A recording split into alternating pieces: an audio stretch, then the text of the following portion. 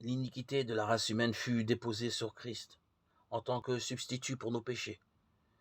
Il fut considéré comme un transgresseur.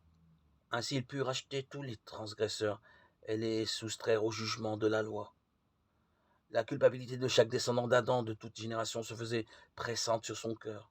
La colère de Dieu, la terrible manifestation de son mécontentement à cause de l'iniquité remplit l'âme de son Fils de douleur et de consternation.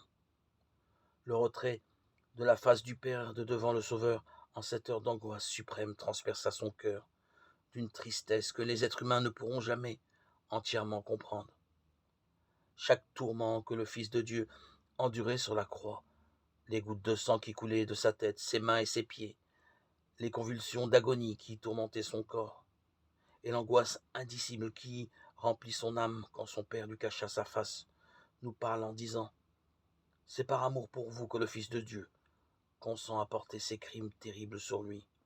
Pour vous, il dévalise le domaine de la mort et ouvre les portes du paradis et de la vie éternelle. Lui qui calma les vagues en colère par sa parole et marcha sur les écumes d'eau, qui ressuscita les morts et ouvrit les yeux des aveugles, s'offrait sur la croix comme le dernier sacrifice pour les pécheurs, lui qui porta les péchés, endure la punition judiciaire pour l'iniquité et devient le péché même pour nous.